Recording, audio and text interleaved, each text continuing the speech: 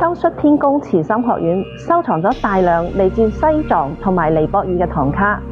呢啲唐卡有幸得到北頂法王果索仁波切嘅加持，令到呢啲唐卡更加法喜充滿，更具收藏價值。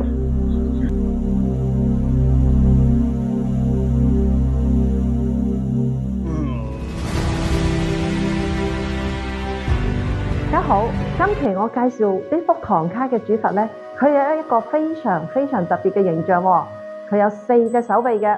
而且佢係觀音菩薩嘅化身，佢就係四臂觀音。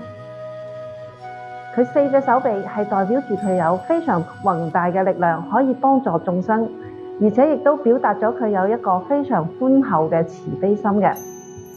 佢4個手臂分別咧會握住蓮花啦、念珠啦，又或者係寶瓶，甚至有時佢嘅形象會係握住寶劍嘅。四臂觀音俾我哋嘅形象係非常之安靜祥和。佢手上揸住嘅咧係一個寶瓶，寶瓶象徵住清淨嘅水，代表住清洗心靈嘅煩惱同埋障礙，並且可以灌注慈悲同智慧。佢另外一隻手揸住嘅咧係念珠。念珠通常用嚟計算念誦佛經或者佛號嘅數，象徵住修行同埋冥想嘅工具，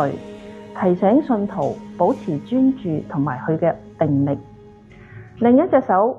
觀音揸住嘅係蓮花，蓮花象徵住純潔同埋智慧，亦都代表住從污泥中綻放出嚟嘅美好，寓意住眾生能夠從煩惱中解脫，得到覺悟。喺四臂觀音嘅上方，我哋亦都睇到有唔同嘅佛菩薩喺佢周圍，亦都表示咗一個吉祥，同埋俾我哋一種加持力，令到我哋可以得到觀音菩薩嘅保佑，以及諸方佛菩薩嘅加持。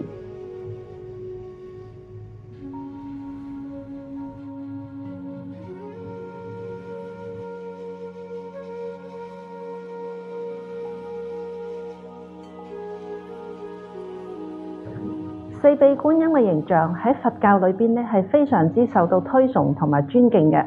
尤其喺大乘佛教裏邊，信眾都會向四臂觀音祈求慈悲同埋祈求佢嘅保護。四臂觀音嘅形象喺唐卡裏邊咧，就通常會同其他嘅佛菩薩結合一齊，以展現佛世界裏邊嘅宏大同埋尊崇。好，我哋今日就先介紹到呢度，下次再見。